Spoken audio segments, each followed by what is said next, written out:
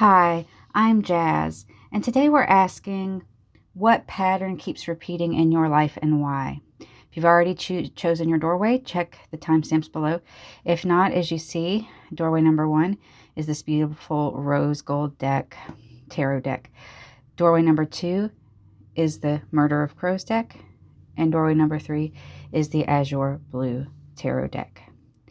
Choose your doorway, Alchemist, and let's begin the great work. Hello, Alchemist, and welcome to your initiation through doorway number 1. What pattern keeps repeating in your life and why? And what can you do about it? Alrighty, so let's get started. Today we're focusing on tarot alone. I know I usually use a lot of oracle cards. I will be using some Dixit cards to help with our shadow work, and I will be pulling from the Cosmic Jester at the end of the reading. Thank you so much for being here. Everyone who heals themselves helps heal the world. Starting with the King of Cups, Page of Wands, Temperance,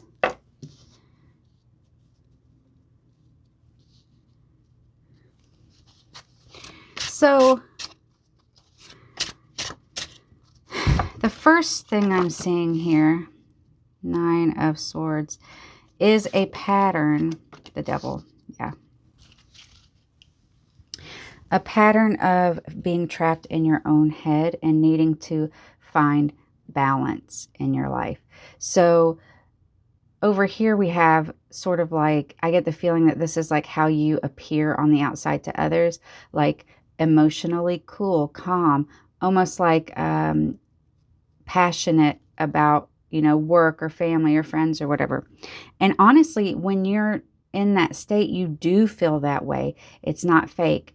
But underneath the surface, the thing that people can't see is that you struggle to feel seen and heard. There's a pattern of self-criticism. There's a pattern of being so much harder on yourself than other people are. And it probably comes from a childhood wound. And let's go ahead and pull our shadow card. But with that Devil energy, the idea is that the pattern you're stuck in is like, so in the Devil card, these two people are chained up, right? This is sort of almost like a nefarious mirror of the Lover's card, right? Instead of being overseen by an angel, they're overseen by the devil.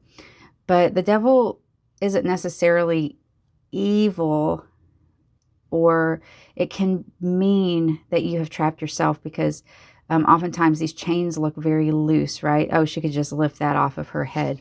So the idea, especially next to this Nine of Swords energy, is a feeling of having a great facade, but there being a lot of turmoil and thought loops that make you feel trapped. So in your shadow, yeah, look at that. The feeling of drowning inside.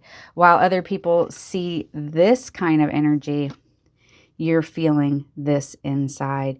You feel like that if someone really truly experiences you, that you may get rejected. And that leaves a really heavy sense of, like I said, like sometimes there's probably a heavy weight on your chest, like you feel like you are emotionally drowning, or you're longing to be truly seen, but you're so scared that the patterns in childhood where you were rejected when you were truly seen will repeat now in adulthood. So let's go ahead and pull some more cards for you. I'm feeling like I said, it's not that this is truly a facade. These are both real parts of you. And Temperance is about loving and caring for and honoring both sides. But this energy is holding you back, right?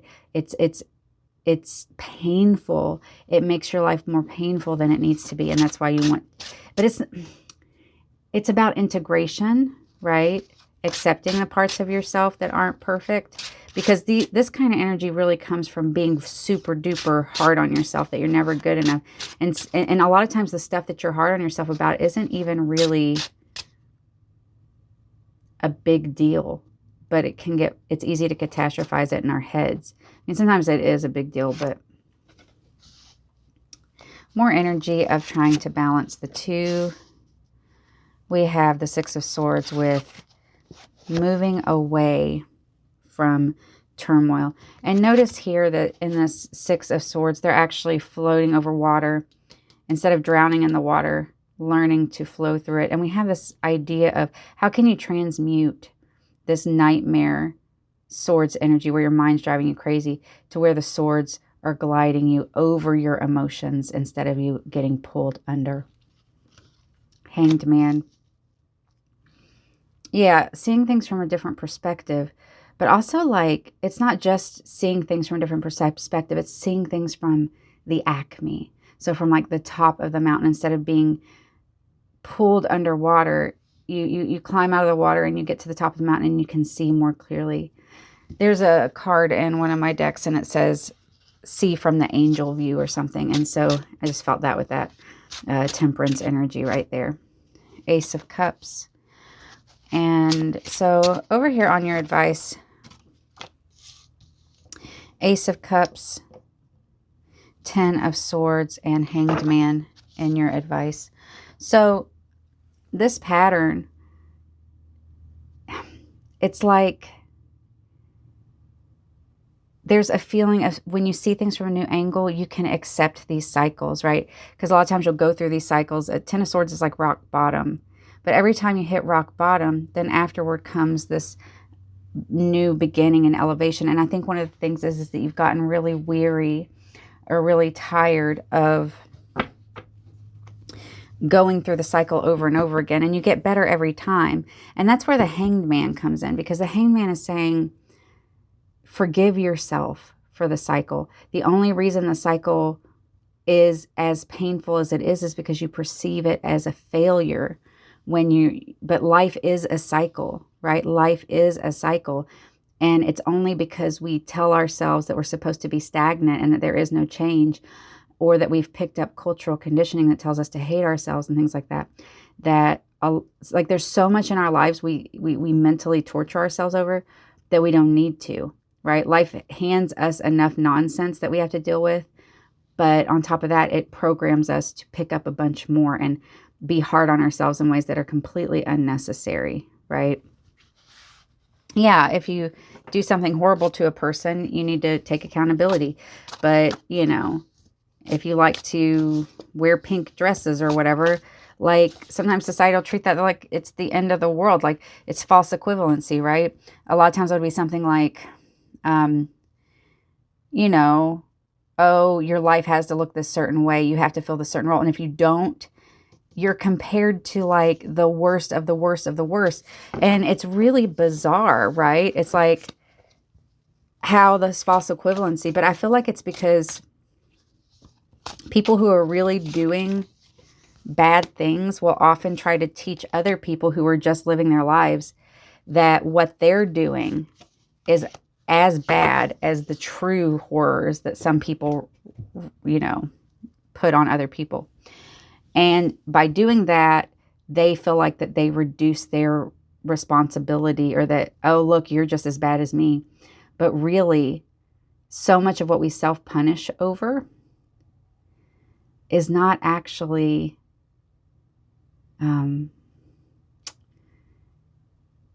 as bad. Like the punishment doesn't fit the crime, right? And the kind of people who are doing the crimes aren't, the true crimes that are horrible aren't going through this kind of cycle inwardly, right? Because they don't care. You care. And so, you know, the world teaches you to self-punish. Okay, let's take a look at what the Cosmic Jester has to say. So breaking out of the cycle has to do with forgiving yourself, accepting yourself, and getting that viewpoint and looking objectively. One thing that helps me a lot is when I start spiraling out on myself, I say, okay, if my sister or my best friend was feeling this way, would I say that they were a bad person? Of course not. Almost everything we do is actually a pretty neutral to positive thing. It's just that we've been taught to take small things and turn them into huge crimes. You know, this is the idea of sin as it is interpreted in a lot of modern contexts, whereas the original word sin from the Hebrew means to miss the mark, as in shooting an arrow. And when you're is in archery. So if you're practicing archery and you shoot, please don't shoot an arrow. If you shoot an arrow and it misses the mark, you're not going to hate yourself and beat yourself up and punish yourself, right? You're just going to get another arrow and keep practicing. That is what life is supposed to be. This whole thing about eternal punishment and damnation and you need to self-flagellate, that is all human construct in order to keep people honestly under control. That's it, right? So let's see what the Cosmic Jester has to say. This is my own deck. I used to have it on index cards, but I went ahead and moved it over to a real deck. It's trickster energy that really cuts straight to the chase. Let's see what it has to say. The bar was so low, hell called and begged you to raise your standards. Yeah, when you're in this kind of energy, you are often accepting people into your lives who reinforce this, who keep you in the loop of feeling emotionally drowning. But you've lowered that bar so low because you feel like some part of you feels like you don't deserve better, but you do. You can raise your standards, but there are people out there who will make you feel like you're on your high horse or you're asking too much, but it's okay. You know what? Your standard is what you need. And if they can't meet it, then that's a reflection of them, but they try to convince you it's a reflection of you, right? Your visage is, oh my God, I could not read today. Thank you for your patience, dear mystic travelers and alchemists. Your visage is lacking menace. You should fix that. It's okay. You're not going to be everyone's cuppa. There's 8 billion people in the world. You can't make them all happy, but a lot of us are taught young that we're supposed to try, and that's for goddamn ridiculous. There's no way we can make 8 billion people happy. We can't. I mean, you can walk down the road and one person will be like, I hate you because you're a mom. And the next person will be like, I hate you because you're not a mom. And the next person will be like, I hate you because you have one child. And the next person will be like, I hate you because you have 3 children. It doesn't matter. That's just one example. There are people who are going to love and there are people who are going to hate you. And the people who hate you, that's a them problem, right? And it took me a long time. I'm sure it takes a lot of people a long time to realize that because we are taught to take other people's opinions above our own in a lot of ways. And so this is an invitation to say, embrace your villain era. If being a villain means standing up for your boundaries, if being a villain means loving yourself unconditionally, be a freaking villain. That's all I'm saying. Don't be afraid to glare at someone who tries to project their nonsense onto you. If the story bends reality, check the storyteller. Yes. If someone's trying to tell you who you are and how you should be, which is the pattern you have fallen into in the past that worked towards making you feel like you're drowning and hitting rock bottom, is that you took other people's stories and opinions about you as fact because that's what you were taught. There's nothing wrong with you. There's nothing wrong that you did that, in the sense of this is a very common subconscious programming in a lot of societies. So be gentle on yourself as you go through this. One of the things I do is, in Gnosticism, they talk about thought forms. And so one of the things I do is when a voice comes in my head that's like dissing me or being real rude to me or whatever, I'm like, so in Gnosticism, there's something called archons, which are basically negative thought forms. And you can see them as like social contagions. It's kind of like ideas that spread, kind of like some of this toxic red pill stuff, So it's like that, where you can see it as like, a lot of people think of it as sort of like an egregore, an entity that latches onto people. But anyway, whenever I get these really negative thoughts in my head about myself, I say, an archon would say that. And it helps me be like, yeah, F off, archon, because I'm not going to say that about myself. I'm freaking amazing. And anyone who doesn't think I'm amazing is not for me, and that's okay. All right, alchemists, you are doing the great work. This pattern, I know it's painful because it feels really trapped inside, but you're working on that balance. You're working on it. And I know you're going to continue the great work, and I will see you next time. Hello, alchemists, and welcome to your initiation through doorway number 2. I just realized this kind of looks like a heart. Cute. You chose the Murder of Crows deck. And today's question is, what pattern keeps repeating in your life and why, and what can you do about it? Let's see what's going on in that subconscious mind of yours. I'll be just using this tarot deck, the Dixit deck for your shadow card, and then my Cosmic Jester deck for some clarity at the end. So let's go ahead and take a look what's going on, what pattern. All right, starting out with Two of Cups, followed by the Hierophant, Queen of Cups. There's a lot of powerful energy here already. King of Cups, and Two of Pentacles. Okay. So the energy that I'm getting here first off is, it feels like you keep repeating a pattern in relationships that's based on more traditional values, but you don't necessarily feel like you align with that anymore. With this Two of Pentacles as opposed to this Two of Cups energy, right? So you've been trying to find the balance between traditional structures of relationships versus the new way that you want to approach life and relationships. But there is a conflict within you between this, right? The Hierophant representing tradition. So there could be a feeling of being overly concerned with finding the right partner or finding a relationship, or that you may have settled into a relationship that wasn't as good as you deserve, or that you feel like you didn't really want for its own sake, right? And so now you're questioning, what does a real relationship look like for me? You're like, I don't want to repeat the same pattern over and over again where I am left disappointed and hurt when I deserve so much more. And you do.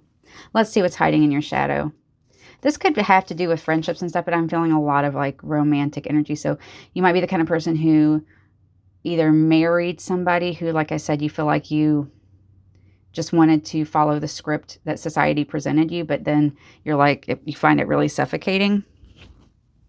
Or it might be that you've dated a lot and you just keep coming up with duds, you know.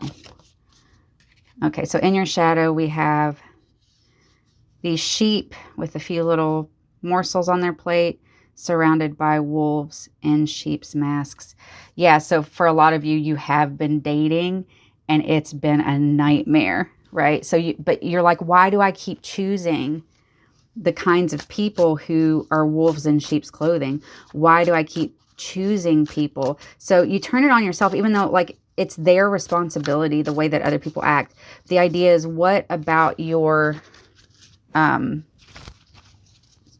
way you choose partners, or the way you choose when you're dating, makes you more susceptible to these kinds of situations. So one of the things I want to say is that, like, in our subconscious minds, we're taught so many things when we're kids, right? We are taught so many things when we are kids. And most of the things that we learn that stick are things that we don't even see, right? So one of the things is that your nervous system craves familiarity, because familiarity feels safer. But with that comes a really high price. And that high price is that when you grow up, you seek out the same dynamics you saw as kids, whether they were healthy or not. And so if you find yourself in the same romantic dynamics over and over and over again, there's a good chance that you were raised with unhealthy dynamics. So there are two sayings come to mind. One says, if you were never fed love off of a spoon, you learned to lick it off knives. And the other one says, be wary of connections that feel like home when home was never a safe place. So I feel like you might be, it's like you're ready to break this nervous system habit around that. But it feels it's so weird, because healthy relationships can feel so unsafe and boring after you start the healing process, right? So when you start the healing process, you don't get activated by healthy people, right? They seem boring. You get activated by unhealthy people, and like when you're a kid and you see these dynamics, you learn that you start mistaking intensity for love or connection. And that can lead you down a very dangerous path. So being more protective of yourself as you move forward. This has felt like a huge weight. And one of the things I want to think about is in manifestation and things like that, one of the most important things you can do is don't be obsessed with what you want to specifically manifest. So if you want love in your life, become love. So a lot of times, and this is going to be painful to hear, but you're here, so you want to do the shadow work and you're growing. And I have so much compassion for you, and I've been through this too, so there's no judgment. A lot of times we'll overgive and overdo because we feel like if we don't, then the people will leave, because maybe when we were kids, we did give and they still left, or maybe we were told that we weren't being good enough. So for example, I'm one of those women who, when I'm dating somebody, I pay attention to every little thing, and then I will make a surprise picnic with that person's favorite foods and da-da-da-da-da. And I love doing that, but I know that originally when I was doing that before I started on my healing journey, I was doing that because I was like, I have to prove to this person that I'm worth loving. That's this energy. So now you're trying to step away from that. You're moving away from that. In the Rider-Waite Tarot, there is kind of a reflection of the two pillars in the body, which are the right pillar and the left pillar. And of course you have the third pillar, the middle pillar, which holds the tension between the two. One side is severity, one side is mercy. So that being said, moving forward is a balancing act, right, between the two.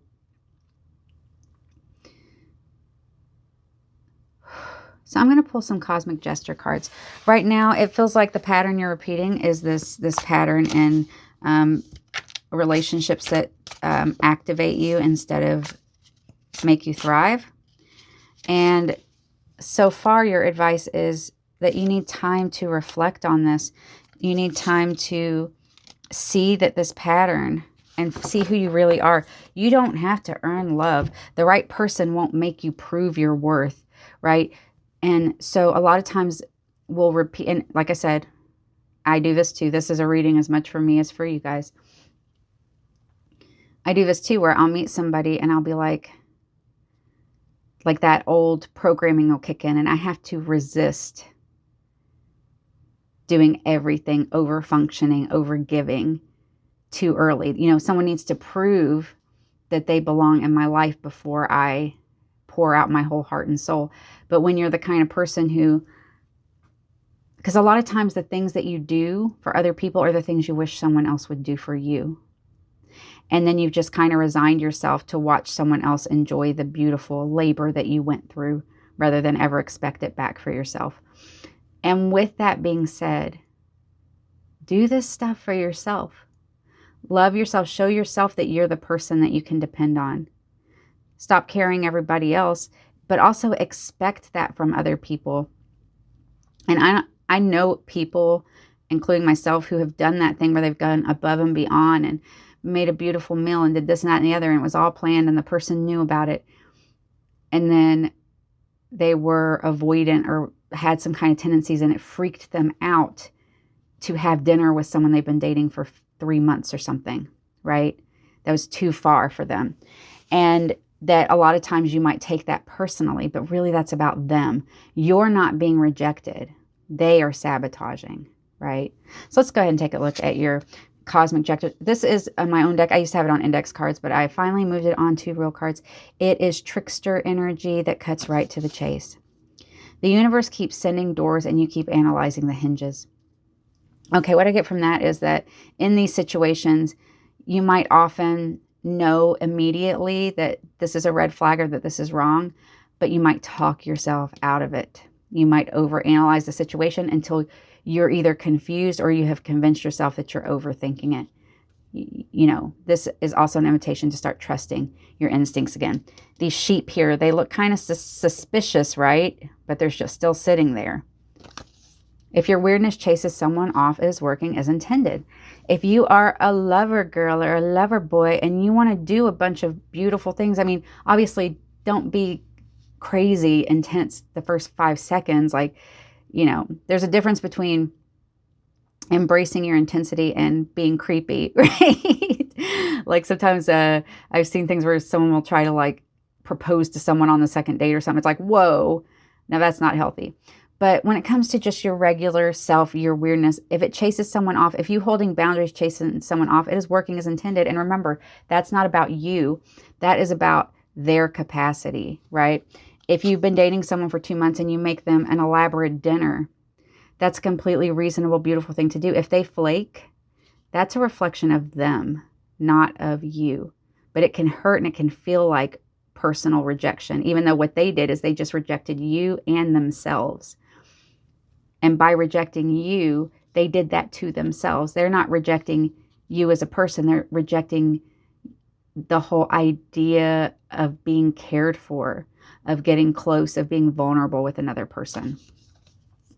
You may have mistaken overgiving for virtue. Look, this is what the entire reading has been saying, right? That we like to often overgive because we feel like it will help us keep love, that people won't abandon us. This is a very abandonment wound-coded reading. But remember, you do not need to overgive. The right people, you could just lay down for the rest of your life and they'd still love you, right? There's a song called "The People That Mind Don't Matter, the People That Matter Don't Mind."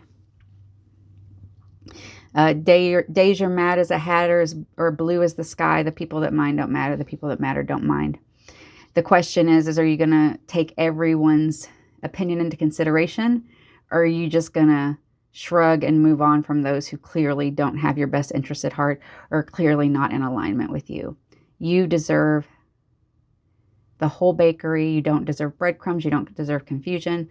You know, I have this thing I call the 8 rules. I should probably turn it into a PDF and release it. But basically, after my last breakup, I created these 8 rules that remind me of who I am before I try to get into a relationship or to date. And one of them is, if somebody confuses me, that's a signal. That's information. So if someone's confusing you, they're either immature, manipulating you, or your communication styles are not compatible. It doesn't actually matter which one of these it is, because if you try to get clarity and you cannot get clarity, then you're just not compatible, and there's no need for you don't even need to know why. You just need to know, okay, I cannot spend the rest of my life trying to communicate with someone like this. This is going to be confusing. It's going to be painful. Remember that a lot of times the feeling of love, especially early on, is either limerence or nervous system activation. Like I said, kind of reconnecting to those childhood wounds. Because what we want to do is we want to retell that story to our nervous system, but with a happy ending instead of one where we felt abandoned. This was heavy shadow work, but for some reason I don't feel super weighed down like I'm about to cry. I feel like you're like, yeah, that makes sense. Yeah, you're right. Damn it. You're right. All right. And what that tells me is that you kind of knew this already, and you got this. You got this. Be your full weird self. Stop over functioning and walk through those doors that you need to walk through. Continue the great work, Alchemist. You make a true difference in the world, and thank you so much for being here. I'll see you next time. Hello, Alchemist, and welcome to your initiation through doorway number 3. You chose this beautiful Azure blue deck. And today's question is, what pattern keeps repeating in your life and why? And then we're going to get some advice around that. Today I'm just using the deck of tarot cards, and then we'll pull one Dixit card for your shadow, and then I will pull some of my Cosmic Jester cards at the end to really just cut to the chase and clarify what's going on.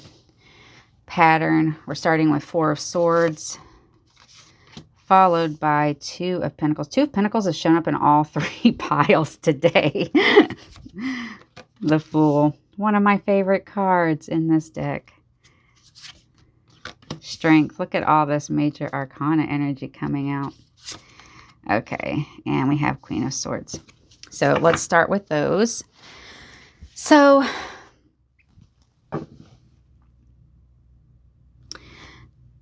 This is actually like the pattern I'm seeing here is that two things. Number one, that you often use your willpower to get through things. Like I get this feeling of like you get frozen and feel stuck because of the amount of possibilities there are. But then once the time comes, you kind of just jump into things and depend on your strength to will yourself through situations, knowing that you will mentally deal with it later. Or you might even have a lot of,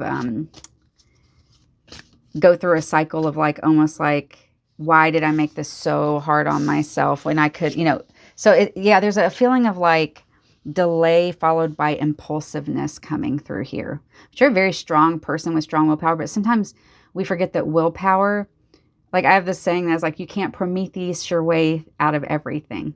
And so Prometheus, of course, was the one who was hanging up there, having his liver eaten by an eagle every day to be grown every night. He knew that when he gave humans fire, that he was going to have to bear suffering for all eternity. He was going to have to willpower his way. So that's why I was like, you can't Prometheus your way through this.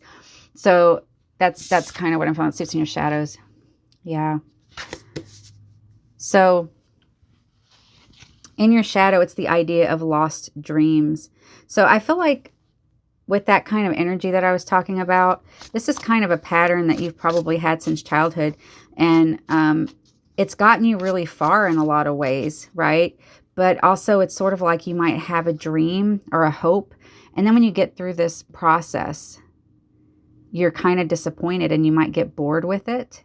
And then the cycle starts again with something new, right? So the idea is, first of all, I'm feeling like, why are you so upset with yourself about this pattern? Is it because society says you're supposed to pick one thing and stick to it? That's the only valid thing, is to become a master of one thing? What's wrong with being talented in lots of areas and master of none? There's really nothing wrong with that. Yeah, you move through these cycles kind of quickly. Two of Wands. I just see a really curious mind. And I think the biggest warning here is to watch out for burnout or self-criticism. Look at that Knight of Swords pages. There's so much air energy. You overthink this, that, oh, I could be doing more. I could be doing better. This isn't what I'm supposed to be doing. This cycle is fine. Honestly, this cycle is fine. The issue is how are you dealing with it in your head?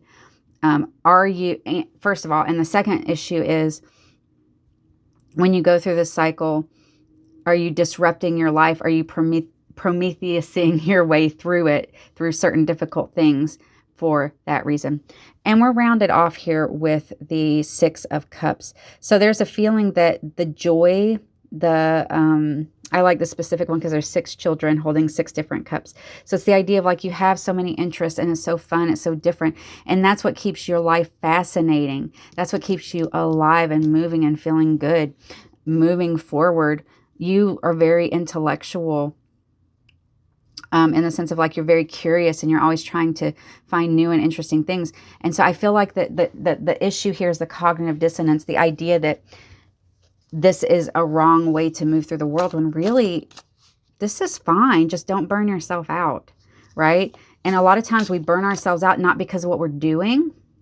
We burn ourselves out because we keep criticizing ourselves for what we're doing. I know when I was younger, I felt like, why can't I just stick to music or, like playing instruments or writing or da-da-da. I love all of it. And then over many years, writing and tarot have come out as the things that I'm, have the greatest interest in and want to do all the time. But I still do this constantly. But the idea is that at some point I had to be like, oh, it's okay that I bought all that stuff because I wanted to learn how to make stained glass. But then once I made a couple of stained glass pieces, I didn't really want to do it anymore for a while. It's okay. We forget that life, not everything has to be productive and not everything has to be forever. And so, because we're tied into capitalist mindset, we think, oh, I spent my money on it. Yeah. Sometimes you just want to try something new, and it's okay to be curious. It's okay to want to try new things. And I think sometimes the thing is, I think a lot of times the thing is making sure that you you know, when you understand this pattern, you can say, okay, well, let me try, instead of going all in on this, let's try doing a stained glass class and see how much I really like it first. And that way that you don't feel as guilty about it. But the idea is like, yeah, so there's a typical way people said they're supposed to do things, but that's all made up. Who in the world sat around and said this was normal and that was not normal? You know, it's all made up. I say it all the time. Okay, first here on your Cosmic Jester, and this is a trickster deck that is used to cut straight to the chase. I used to have it on index cards, but now I have made it into an actual deck. Accountability continues to be mistaken for hostility. Usually this has to do with an external person, but for here, I feel like that it has to do with your own inner pattern of being overly accountable and then hostile to yourself, like beating yourself up for this kind of cycle that you go through. It's okay if you liked ballet at some point and you don't care about it now, or you don't have to force yourself to be the same person you were 1 year ago or 5 years ago or 10 years ago, right? The antelope does not make excuses for the lion eating it. You know, with that, I get that feeling of society at large. You do not have to make excuses for who you are because society is telling you that you're wrong. You do not have to take their opinion into consideration when it comes to who you are and the way you live your life and your patterns. If this is what makes you happy, if this is how you thrive, if this is what keeps your life fascinating, then this is fine. You don't need to make excuses for it to the lion, the one who made up whatever the stereotypical way you're supposed to do things is, right? The ship's captain continues delivering inspiring speeches from the dock. Oh my goodness. So that's that idea of that for some of these hobbies or ideas and stuff, a lot of times the actual researching and learning about it is the thing, and then you'll instead of doing the thing, and then you'll feel guilty that you put in so much time and effort, but you're not actually gonna do the thing. Like maybe you want to learn to play the piano, and so you do all sorts of research and you look up stuff, and you might even teach yourself the theory of music, but you never go and sit at a piano. That's valid too. I know everyone's gonna be like, oh, just go do it. Yeah, go do it if you want, but just learning is also valid, right? So if you want to go do the next thing, do it. But a lot of times we won't even do the next thing because we have exhausted ourselves so completely about how we're not doing the thing, right? We suck our own energy out. You've got this. Just enjoy your life. Remember, we make it so complicated. Just have fun. Enjoy it. If, like for me, I have this huge garden that's overgrown right now because I went through a gardening phase. I have a harp because I went through a harp phase. I have all sorts of different art supplies for different art things because I went through art phases. And I used to look at those and see failure whenever I saw my harp. But now I'm like, you know what? If someday I grab that harp again, then that's great. But if I don't, that's great too. And actually, it comes in handy because I do use it for the background music of the horror video game that I'm making right now. I just put it off key and do a little freestyle harp. So, I mean, it's still awesome, but it doesn't even have to be useful for it to still have been something that meant something to me at one point. Also, it works really well when we're having kind of earth-based festivals here on the farm. I'll pull it out with some other instruments like drums and stuff, and people can just grab them and randomly play. So, see, there's also ways to take, and you're a creative person. You can even take the things that you maybe bought before and repurpose them into other ways, right? All right. So the point is love yourself. Be okay with who you are and the way that your personal cycles work. In the same way that some people are actually, their bodies are on a 36-hour cycle instead of a 24-hour cycle. Some people are on cycles of doing many things, and some people are on cycles of wanting to hyper-focus on one thing, and both are valid. So don't let anyone tell you otherwise. All right, Alchemist, thank you so much for being here and for doing the great work. It really makes a difference in the world, and I will see you next time.